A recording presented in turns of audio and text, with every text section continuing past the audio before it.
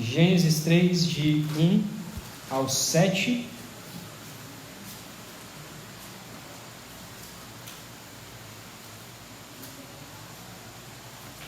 Gênesis 3, de 1 ao 7. Todos acharam? Na verdade, desculpa, eu falei 1 ao 7, mas nós vamos até o 8. E aí na semana que vem, o 8 ele também vai entrar na pregação. Então o 8 ali ele vai ser o intercâmbio entre as duas, ok? Gênesis 3, de 1 ao 8. Diz assim a palavra de Deus: Ora, a serpente era o mais astuto de todos os animais selvagens que o Senhor Deus tinha feito. E ela perguntou à mulher: Foi isso mesmo que Deus disse? Não comam de nenhum fruto das árvores do jardim? Respondeu a mulher à serpente: Podemos comer do fruto das árvores do jardim. Mas Deus disse: Não comam do fruto da árvore que está no meio do jardim, nem toquem nele, do contrário, vocês morrerão. 4. Disse a serpente à mulher: Certamente não morrerão. Deus sabe que no dia em que dele comerem, seus olhos se abrirão e vocês, como Deus, serão conhecedores do bem e do mal. Quando a mulher viu que a árvore parecia agradável ao paladar, era atraente aos olhos, e além disso desejável para dela se obter esse alimento, tomou do seu fruto, comeu e deu a seu marido, que comeu também. Os olhos dos dois se abriram e perceberam que estavam nus. Então juntaram folhas de figueira para cobrir-se. Ouvindo o homem e sua mulher os passos do Senhor Deus, que andava pelo jardim quando soprava a brisa do dia, esconderam-se da presença do Senhor Deus entre as árvores do jardim. Até aqui a palavra de Deus. Quando nós lemos esse texto de Gênesis 3, algumas perguntas elas vêm à mente. Alguns acreditam que na verdade essa parte de Gênesis de 1 a 3 na verdade é somente fantasia, mas eu acredito piamente que essa história de fato aconteceu. E estudar Gênesis 3, o relato da queda, é muito importante para as nossas vidas, porque não só relata como o homem e a mulher caiu, mas mostra muito sobre como é o nosso coração, mostra muito quem nós somos, e mostra muito como nós devemos lutar contra Satanás, contra o diabo e contra o pecado do nosso próprio coração. Então Gênesis 3 é muito importante para entendermos quem nós somos. Algumas perguntas então surgem, e eu quero responder essas perguntas à medida que a gente for estudando. Primeira pergunta: como começou então o pecado? Como começou o pecado? Segunda pergunta, talvez a que muitos fazem, Quem pecou primeiro? Adão ou Eva? E o que isso tem a ver com a gente? E a terceira pergunta: Deus tem culpa no pecado de Adão e Eva? Ele tentou o homem e a mulher para pecar? Deus tem alguma parcela de culpa no pecado de Adão? Que é o que a gente vai ver daqui a pouco. Para que a gente possa entender então, vamos olhar um pouco para o contexto. Lembrando aqui, Deus cria o homem e a mulher no sexto dia e os coloca no jardim do Éden para governar, cuidar e proteger esse jardim. Deus disse a eles que eles deveriam se multiplicar e assim espalhar a sua imagem ao mundo. Mas ser governante neste mundo, o jardim do Éden, exigia uma coisa, que é o que a gente falou tanto na formação do homem, tanto na formação da mulher, nas duas últimas pregações. Exigia uma coisa, e essa coisa era santidade. O homem deveria continuar sendo santo, sendo puro. E para que o homem fosse 100% santo, Deus colocou uma ordem a eles, para que eles não comessem do fruto do conhecimento do bem e do mal. Do capítulo 2, versículo 16 e 17, diz assim: E o Senhor Deus ordenou ao homem: coma livremente de qualquer árvore do jardim, mas não coma da árvore do conhecimento do bem e do mal, porque no dia em que dela comer, certamente você morrerá. Esse texto é muito importante, a gente vai voltar algumas vezes para ele, para o relato ali, como a serpente também diz, totalmente contrário do que Deus diz. Passado então algum tempo, eis que a tentação vem para Adão e Eva. Passado o tempo, a gente não sabe quanto tempo isso demorou, se foi ali talvez na segunda semana, ou se passou anos, a gente não sabe quanto tempo isso demorou, mas passado então algum tempo, a serpente então tenta Adão e Eva. A gente vai olhar 2 pontos aqui. O primeiro ponto sobre a tentação do pecado e o segundo ponto sobre a concepção, o ato do pecado. Primeiro ponto então, a tentação, versículos de 1 até o versículo 6, a primeira parte do versículo 6. Primeiramente então, a serpente aparece para Eva, especificamente para Eva, e começa a tentar. Então, o versículo 1 diz que a serpente era o mais astuto de todos os animais selvagens que o Senhor Deus tinha feito. É interessante que Gênesis não revela quem é essa serpente. Gênesis não diz quem é essa serpente, só diz que era uma serpente, e essa serpente era a mais astuta de todos os animais, e era um ser que Deus tinha criado. A gente não tem em Gênesis nenhum relato de quem de fato é essa serpente, mas conforme a Bíblia vai se revelando, conforme a Escritura vai mostrando, nós vamos descobrindo quem de fato era essa serpente.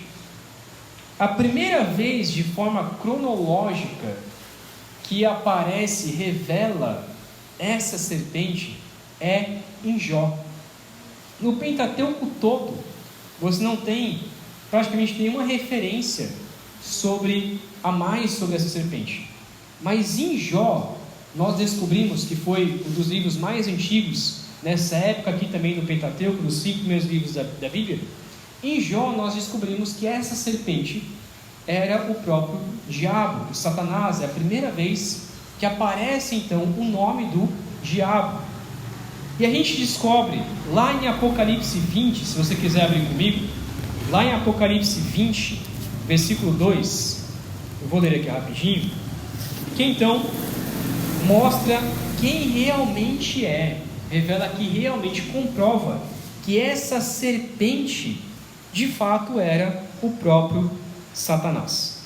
Apocalipse 20, versículo 2, diz assim: ele prendeu o dragão, a antiga serpente, que é o diabo, Satanás, e o acorrentou por 1000 anos. Então, finalmente, em Apocalipse, nós temos a revelação de que a serpente, lá do início, lá do Éden, era de fato o diabo. Eu sei que é muito comum nós já sabermos disso, mas quando Moisés escreveu aqui, ele sabia que era uma serpente, provavelmente sabia que era o tentador, o diabo, sabia que era o próprio Satanás aqui, mas ele escreve de uma forma a não revelar que de fato era o diabo. Então, ele também não diz, o texto não nos mostra que o fato dessa serpente falar significa que todos os animais falavam, como lá é descrito em Nárnia, né? Quem já leu ou já assistiu Nárnia sabe que os animais ali falam. E C.S. Lewis, ele acreditava nisso, que é o autor de Nárnia. Ele acreditava que no Jardim do Éden todos os animais eles falavam, e ele acredita que no céu todos os animais vão falar, novo céu, nova terra. Mas esse texto não diz que todos os animais falavam, só diz que a serpente falava, possivelmente porque a serpente estava possuída então pelo diabo. O diabo, no entanto, ele usa uma ferramenta muito interessante para tentar Eva. Deus permite que Satanás apareça ali no Éden. Deus permite que o diabo apareça no Éden em forma de serpente para tentar Adão e Eva. Lembrando que Deus, ele não criou robôs. Ele permite essa tentação para que o homem pudesse então ou continuar em sua santidade ou então pecar. E o diabo, ele utiliza uma ferramenta muito boa para fazer alguém pecar. Se você quer fazer alguém pecar, espero que você não queira, mas se você quer fazer alguém pecar, você pode aprender com essa ferramenta aqui de Satanás. E é por isso que o texto diz que ele é muito astuto. E de fato ele é. Satanás, ele pecou, talvez antes ali da criação do mundo, e depois que ele pecou, ele aprendeu a pecar. Ele é criativo para pecar. E ele conhece o coração humano, porque ele tem esse mesmo coração. E é interessante então que ele se utiliza da voz mentirosa, que é o que veremos nos versículos de 1 até o versículo 5. Versículo 1 então, ele termina ele dizendo: e a serpente perguntou à mulher: foi isso mesmo que Deus disse? Não comam de nenhum fruto das árvores do jardim? É interessante então que o Satanás já começa a mentir, já começa a exagerar. Ele cria um diálogo ali com Eva, começa a fazer uma amizade com Eva e fazer uma pergunta que não tem nada a ver, que ele sabe que não é verdade. Ele sabe que Deus não proibiu de comer de nenhum fruto da árvore do jardim. Deus permitiu, na verdade, comer de todos.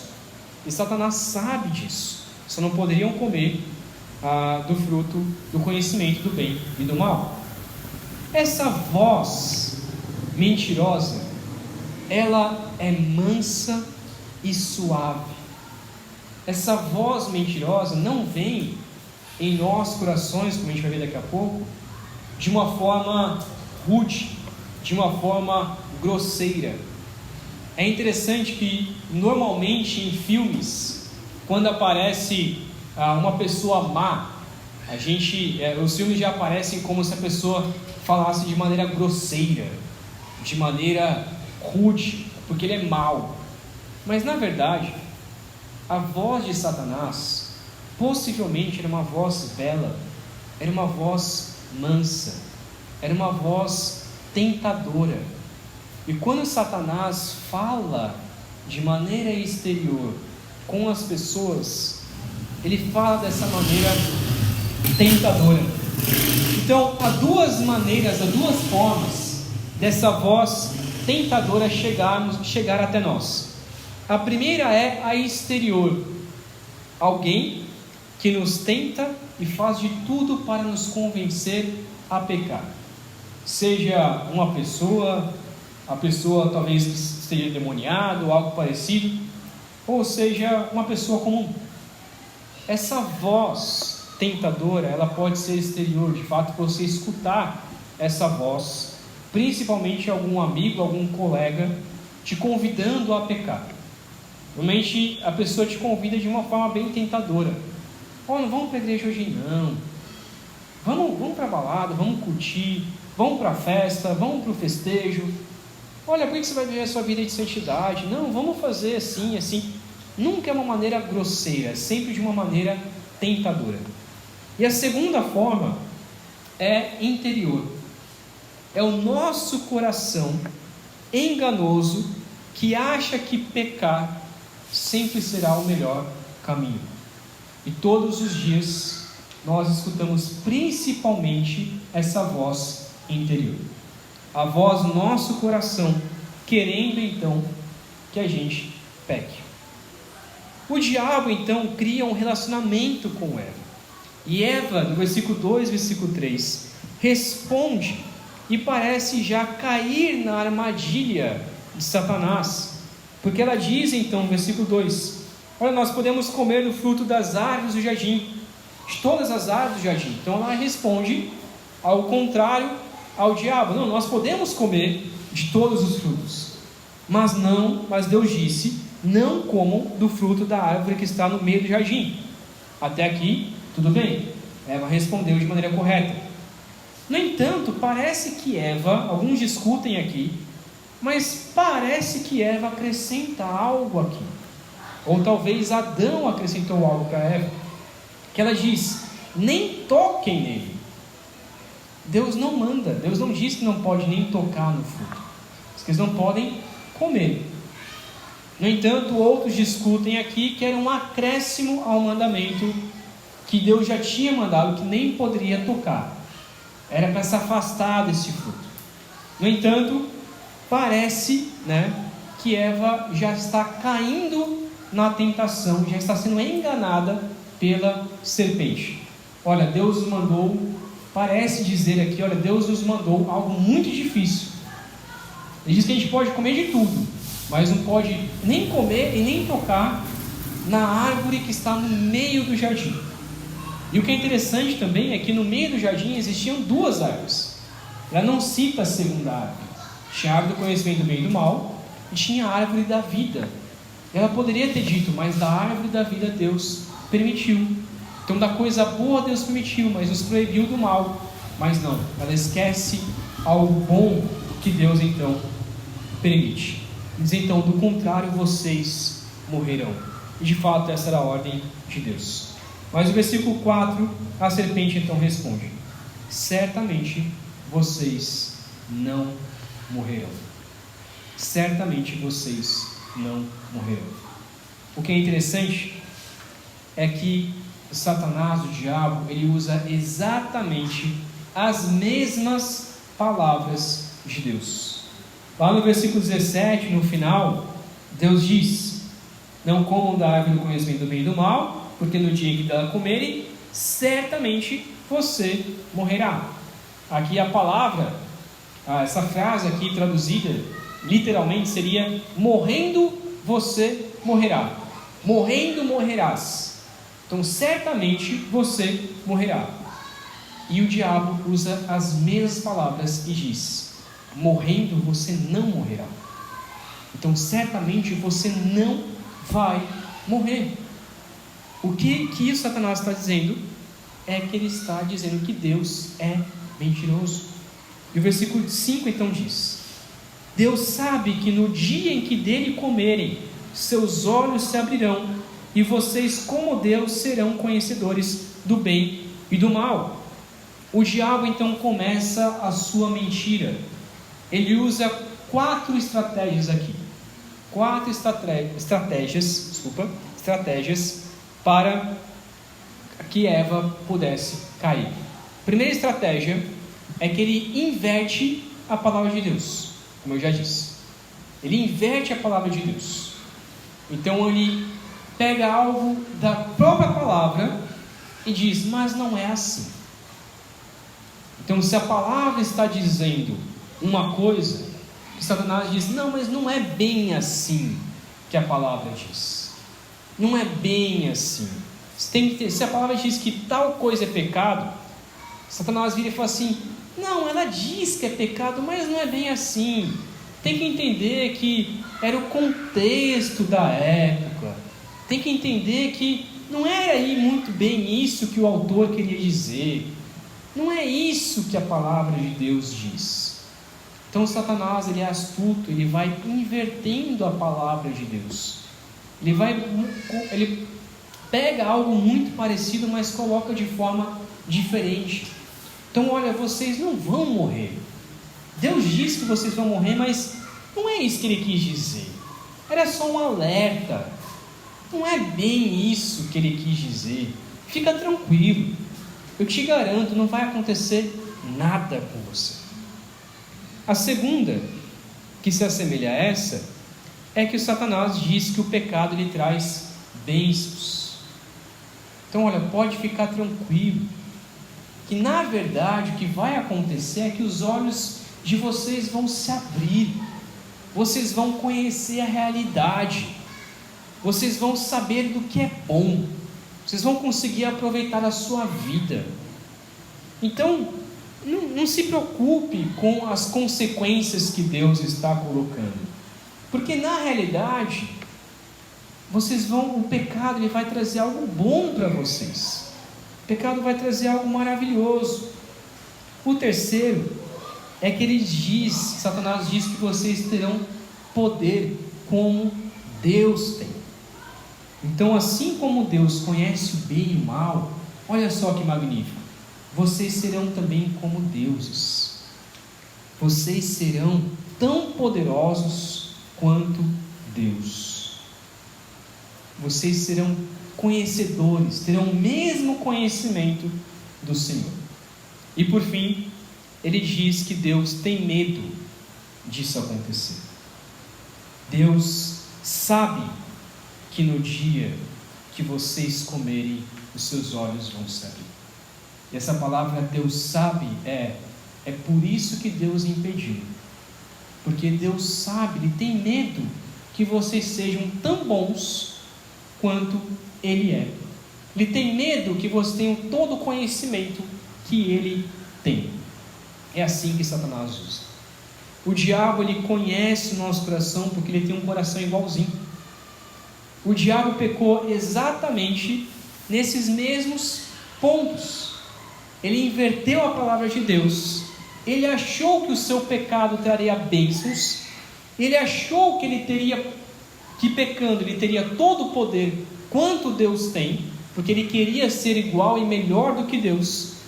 E ele achou que Deus tinha medo de que ele pecasse. Ele sabe que o que mais desejamos, o que mais o homem deseja é ser igual a Deus. O que mais o homem deseja é ter poderes, tanto quanto Deus tem. Não é à toa que os filmes mais famosos que a gente assiste, nada de errado em assistir esse tipo de filme, porque eu gosto muito, mas são filmes de heróis. Por que os filmes de heróis são tão famosos? Porque, pelo menos eu, não sei você, quando eu assisto um filme do Homem-Aranha, depois que eu assisto o filme, a primeira coisa que eu faço, quando eu era criança, eu fazia, até hoje eu faço, é querer imitar o Homem-Aranha, né? Então eu acho que eu tenho todo o poder que o Homem-Aranha tem. Eu fico tentando jogar teia em todo canto, imaginando como se eu tivesse o poder do Homem-Aranha. Quando eu assisto o Superman, então, né, aí que piora a situação. Mas por quê? Porque esse é o nosso coração. A gente quer ter poder. A gente quer ser grandioso. Nós queremos ser melhores do que Deus. Esse é o nosso coração. Essa é a nossa voz interna. Nós só pecamos porque nós também queremos ser deuses. Nós só pecamos porque nós também queremos ser poderosos. Tome cuidado com essa voz. Tome cuidado com a sua voz interior. Porque como a própria Bíblia diz, que enganoso é o coração do homem. Então, enquanto o mundo prega assim, ouça o seu coração, ouça a sua mente, a Bíblia diz, não ouça o seu coração. Porque o seu coração é enganoso, o seu coração é pecador. Não ouça essa voz mentirosa. O segundo ponto, então, versículo 6, a primeira parte do versículo 6, fala sobre o desejo do nosso coração. Até aqui, Eva só foi tentada, mas a partir do versículo 6, Eva deseja, tem o desejo, o fruto então, que nos tenta a pecar. Versículo 6 diz: quando a mulher viu que a árvore parecia agradável ao paladar, era atraente aos olhos, e além disso, desejável para dela se obter discernimento. O fruto que nos tenta a pecar, tudo aquilo que é externo, que nos tenta a pecar, na verdade, nunca é feio. Nunca é feio. Sempre vai existir um fruto, sempre vai existir algum objeto que vai nos levar a pecar. sempre vai existir algo que nos leve então a pecar. E este algo normalmente não é feio. Primeiro, o texto nos diz que este fruto, ele parecia agradável ao seu paladar. O pecado, ele é agradável ao nosso paladar. Ele promete te saciar. Ninguém peca por algo que não é desejável. Um homem não trai uma mulher, geralmente não trai a sua esposa, com uma mulher mais feia que a sua esposa. Normalmente. Às vezes sim. Mas normalmente ele trai a sua esposa com uma mulher que ele acha que é mais bonita. Uma mulher geralmente não tem inveja de uma pessoa mais pobre do que ela. A mulher, ela sente inveja de uma pessoa, de uma mulher que tem ali os seus anéis de enfeite, tem um carro, seja lá o que for, tem um bom trabalho, um melhor marido, um marido mais bonito, e sente inveja por algo que é belo. Como diz a frase, né, que os americanos usam bastante, que a grama do vizinho é sempre mais verde. Por quê? Porque nós sempre somos tentados por algo que é agradável para nos saciar. Eu tenho um desejo e eu quero pecar. Então eu olho para algo bonito e eu quero pecar. Segundo, então, que é semelhante a esse, que ele é atraente aos olhos.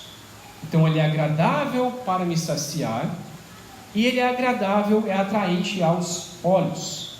O pecado, ele se disfarça de belo. Ele se disfarça de belo. O pecado nunca é bonito, mas ele se disfarça de algo bonito. Não é à toa que o próprio Satanás, ele se disfarça de algo belo, de algo bonito. Infelizmente, né, a gente tem aquela imagem de Satanás vermelho, com chifres e tridente, né? Essa imagem que Dante criou na sua pintura sobre o inferno. Mas nunca parece que Satanás ele é feio, ele perdeu a sua aparência. Na verdade, ele é considerado como um anjo de luz. É algo belo. Eu escutei uma vez de um pastor que Satanás ele não aparece com chifre e tridente. Satanás normalmente aparece com um vestido curto e com um grande sapato, né? Um sapato grande, tamanho grande. O que isso significa? Que o diabo ele vai aparecer de uma forma bela e vai te tentar com algo que é atraente aos seus olhos. Ele sabe disso. Ele sabe como fazer o homem pecar. E terceiro, ele é desejável para se obter entendimento. No caso aqui, o que Eva queria era ser igual a Deus.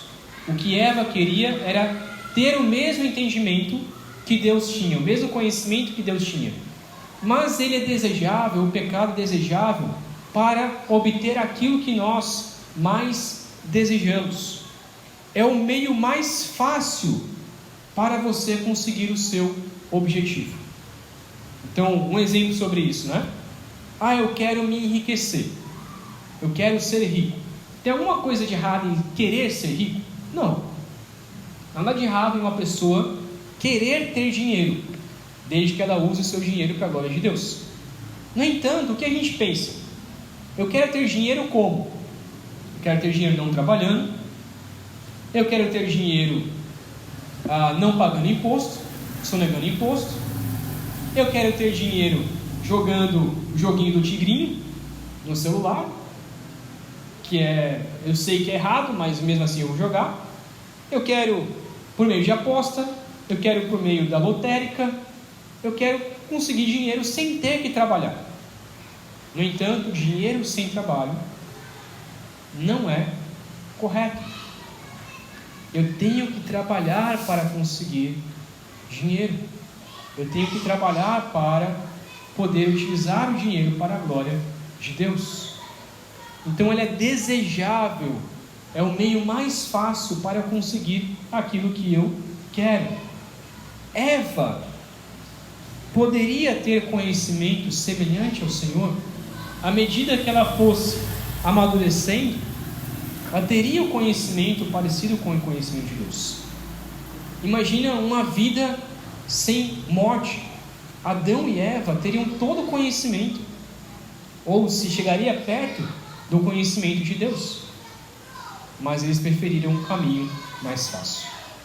Há muitos pecados também que desejamos de considerar pecado só porque é agradável, só porque é atraente e só porque se disfarça de belo.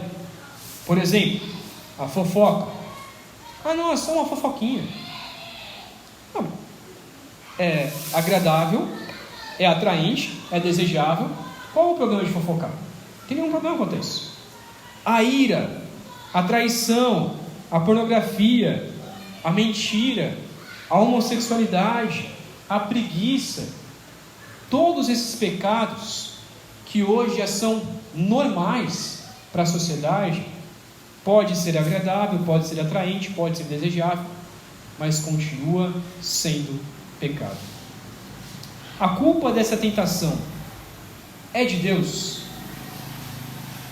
Deus é o culpado por tentar Adão e Eva? Deus tem uma parcela de culpa na tentação de Adão e Eva?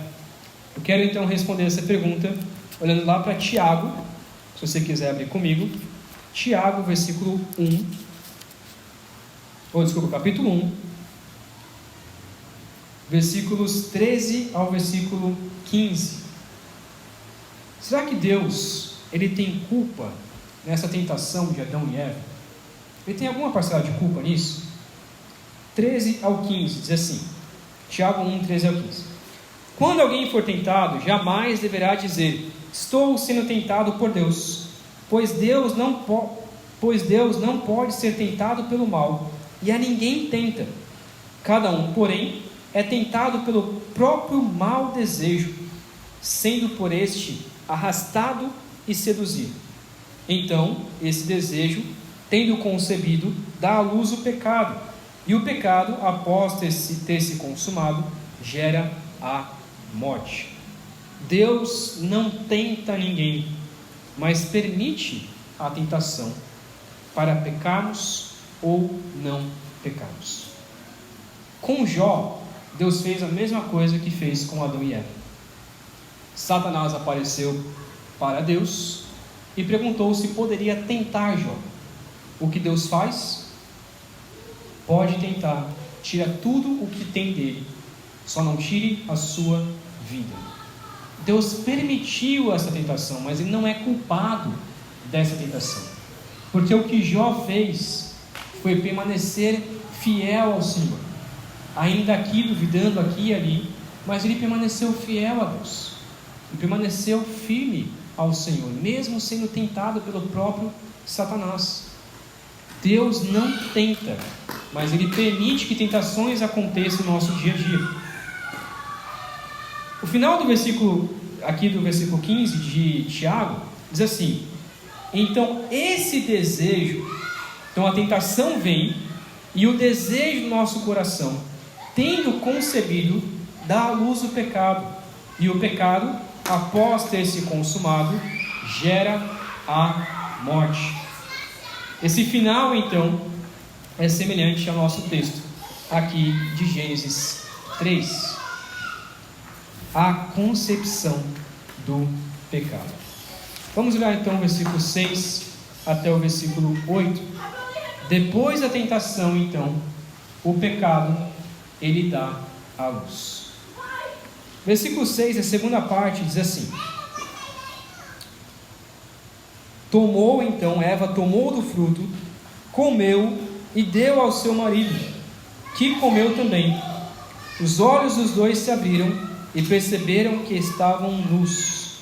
Então juntaram folhas de figueira para cobrir-se. Primeiramente, o ato que acontece aqui no versículo 6. Eva tomou e então comeu desse fruto. Ela não hesitou, realmente ela caiu em sua tentação. E ela deu ao seu marido. Adão simplesmente então pega esse fruto e come sem pensar duas vezes. O que é interessante desse texto é que algumas versões já trazem dessa maneira, já colocam não é um acréscimo, mas uma explicação do que de fato aconteceu aqui, como no original ele de fato descreve para nós. Muitas vezes a gente pensa, né, que quem pecou primeiro foi Eva, porque Eva tomou do fruto, come e então dá ao seu marido. No entanto, o texto nos relata que Adão, possivelmente, provavelmente, para mim é mais do que certeza, ele estava do lado de Eva. O texto original ele traz essa ideia de que Adão estava ali do lado, o tempo todo. O tempo todo estava do lado de Eva. Enquanto Eva estava sendo tentada pela serpente, Adão estava ali, olhando toda essa cena. O que Adão poderia ter feito? Poderia ter intervido. Ele tinha a responsabilidade de guardar, tinha a responsabilidade de proteger, tinha a responsabilidade de falar: não coma desse fruto, sai daqui diabo, sai daqui serpente. Mas o que ele faz? Ele participa deste pecado. Adão era o líder, era o cabeça do lar.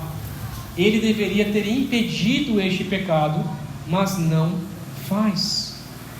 Então algumas versões já trazem, algumas versões mais novas, já trazem essa ideia de que Adão estava ali do lado.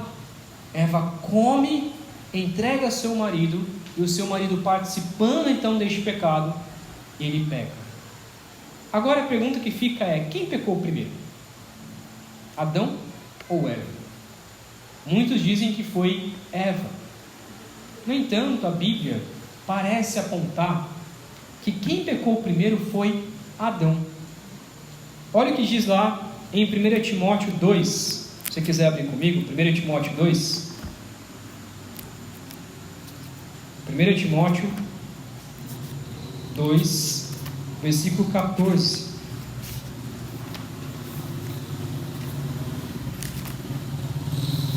1 Timóteo 2, versículo 14, que diz assim: e Adão não foi enganado, mas sim a mulher, que tendo sido enganada, tornou-se transgressora. O que esse texto nos traz? Diz que Adão não foi iludido, não foi enganado. Qual que é a ideia aqui do texto? Eva foi enganada, Eva foi iludida, e possivelmente comeu desse fruto porque foi algo belo, porque foi algo atraente, caiu nas palavras de Satanás. No entanto, Adão, que tinha recebido a ordem de Deus, sabia muito bem o que estava acontecendo ali, e sabia muito bem que Eva estava pecando, e sabia muito bem que ao comer daquele fruto, Eva morreria. Ele não a protegeu. Então, quem primeiro pecou foi Adão, porque não protegeu a sua esposa. Eva foi enganada, mas Adão não. Adão não foi enganado, Adão não foi persuadido. Adão sabia muito bem o que estava acontecendo ali, e mesmo assim ele quis. Mesmo assim ele quis ir contra Deus, ele quis ser tão poderoso contra Deus. Ele deixou que Eva comesse do fruto. O segundo texto que eu quero ler está lá em 1 Coríntios 15, versículo 22. 1 Coríntios 15, versículo 22, que diz assim: pois da mesma forma, vou ler do 21 na verdade: visto que a morte veio por meio de um só homem, também a ressurreição dos mortos veio por meio de um só homem. Pois da mesma forma como em Adão todos morrem, em Cristo todos serão vivificados. Então o texto deixa bem claro que o pecado veio por meio da transgressão de Adão e não de Eva. O pecado vem por meio da transgressão do erro de Adão. Você pode também ler outros textos, como Jó capítulo 31 e 33, e Romanos 5, 14, que é o que a gente leu no início do culto, que deixa claro que quem pecou foi a transgressão então de Adão.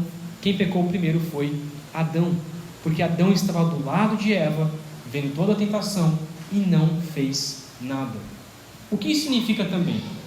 Que nós, irmãos, também somos participantes do pecado de uma pessoa, quando nós não impedimos aquela pessoa de pecar.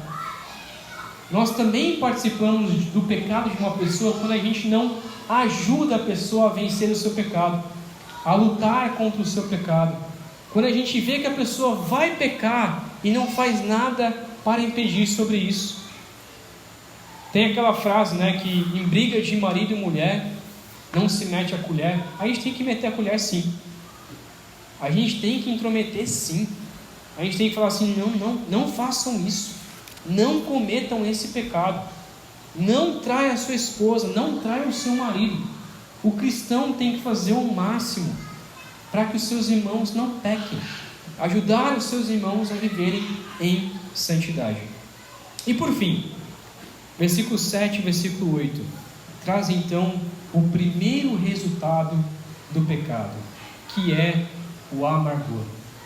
Versículo 7 e versículo 8 diz assim, vai novamente o 7: os olhos dos dois se abriram e perceberam que estavam nus. Então juntaram folhas de figueira para cobrir-se. Ouvindo o homem e sua mulher os passos do Senhor Deus, que andava pelo jardim, quando soprava a brisa do dia, esconderam-se da presença do Senhor Deus entre as árvores do jardim. O pecado, ele nunca é doce. Depois de concebido, ele gera a morte, ele gera remorso. Como é dito, o pecado parece mel, mas ele cai como um fel. Ele parece algo belo, ele é atraente, parece algo agradável, mas quando você peca, ele não te satisfaz plenamente. O texto diz que de fato os olhos deles se abriram. Então uma coisa boa aqui, de fato os olhos deles se abriram, mas se abriram para o mal. E a primeira coisa então que eles perceberam é que eles estavam nus. O que esse texto nos diz? Como assim eles não sabiam que eles estavam nus? Porque eles eram um casal, e dentro desse casamento havia a inocência, não havia a malícia, não havia sentimentos ruins, só havia amor verdadeiro. E eles então, a hora que olharam um para o outro, sentiram a vergonha. Eles conheceram primeiramente o mal. Então o primeiro ponto é que eles conheceram o mal. Depois eles tiveram malícia na nudez um do outro.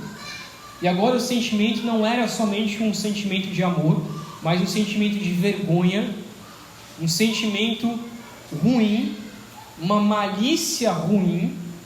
E então, por fim, eles também sentiram vergonha do Deus Santo.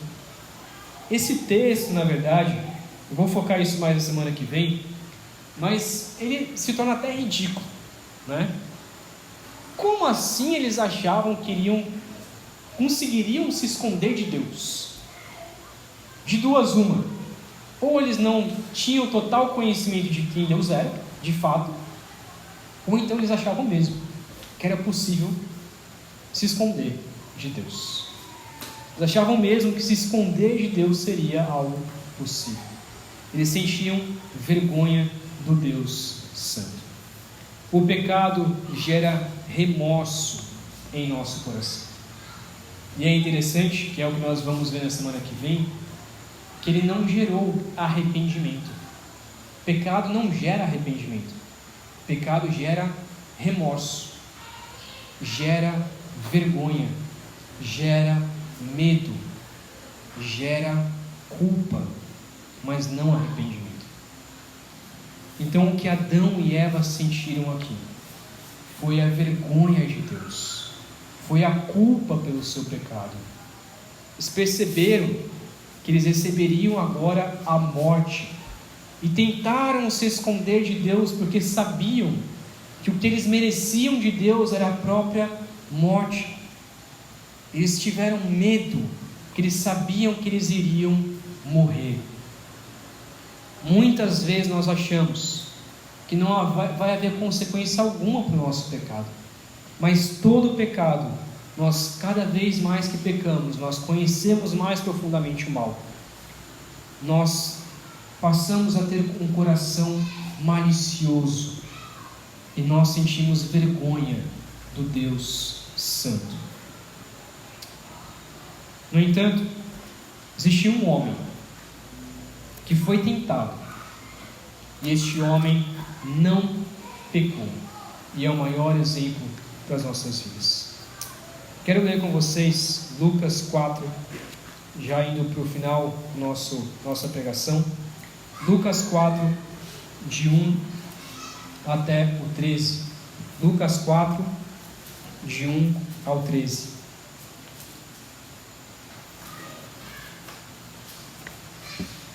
Lucas 4, de 1 a 13, diz assim: Jesus, cheio do Espírito Santo, voltou do Jordão e foi levado pelo Espírito ao deserto, onde durante 40 dias foi tentado pelo diabo. Não comeu nada durante esses dias, e ao fim deles teve fome. O diabo lhe disse: se és o Filho de Deus, manda essa pedra transformar-se em pão. Jesus respondeu: está escrito, nem só de pão viverá o homem. O diabo o levou a um lugar alto e mostrou-lhe num relance todos os reinos do mundo. E lhe disse: eu te darei toda a autoridade sobre eles e todo o seu esplendor, porque me foram dados, e posso dá-los a quem eu quiser. Então, se me adorares, tudo será seu. Jesus respondeu: está escrito, adore o Senhor, o seu Deus, e só a ele preste culto. O diabo o levou a Jerusalém, colocou-o na parte mais alta do templo e lhe disse: se és o Filho de Deus, joga-te daqui para baixo, pois está escrito, ele dará ordens aos seus anjos a seu respeito, para o guardarem. Com as mãos eles o segurarão, para que você não tropece em alguma pedra. Jesus respondeu: dito está, não ponha à prova o Senhor, o seu Deus.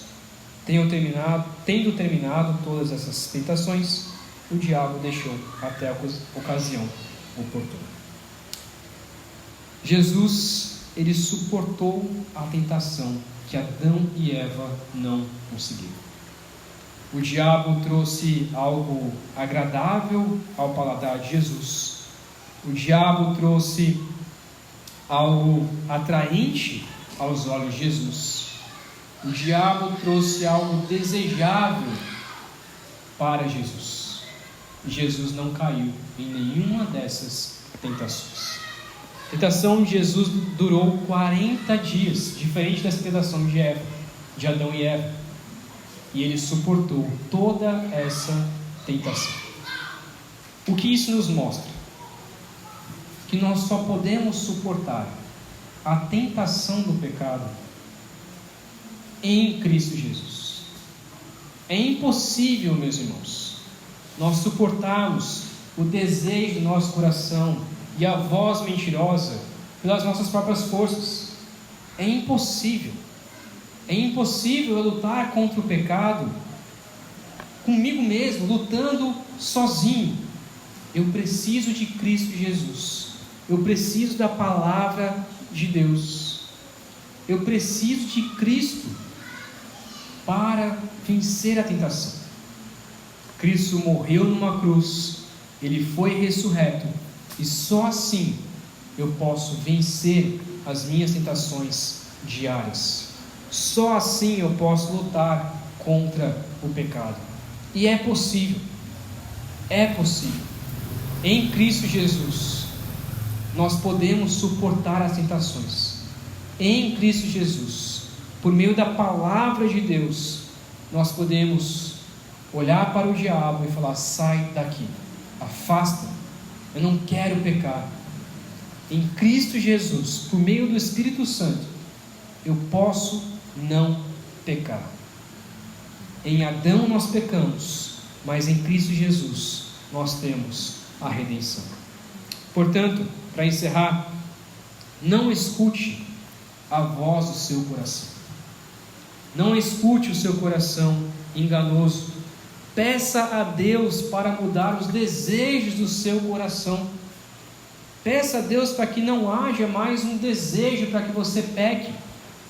Se arrependa dos seus pecados. Não sinta apenas remorso pelos seus pecados. Eu estou triste porque eu pequei. Se arrependa de fato. Mude. Não peque mais.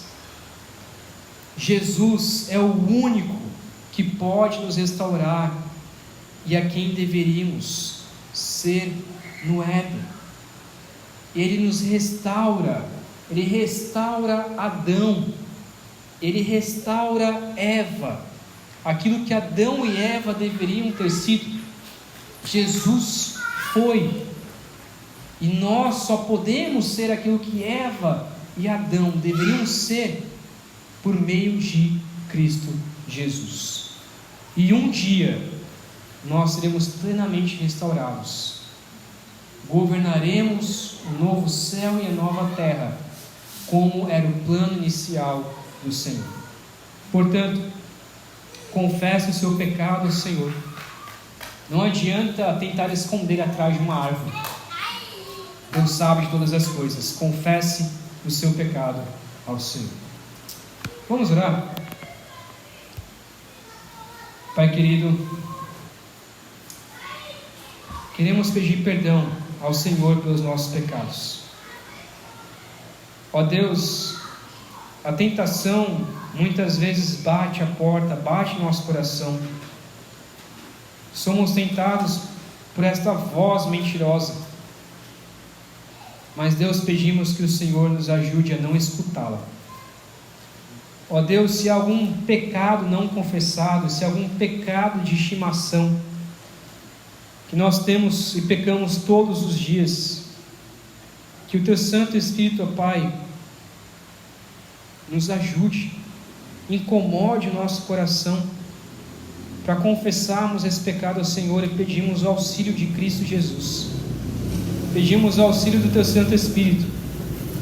Ó Pai, sabemos que só podemos suportar a voz do diabo e a voz do nosso coração enganoso, por meio de Cristo Jesus, que suportou a tentação, que foi morto, crucificado e ressuscitou ao terceiro dia.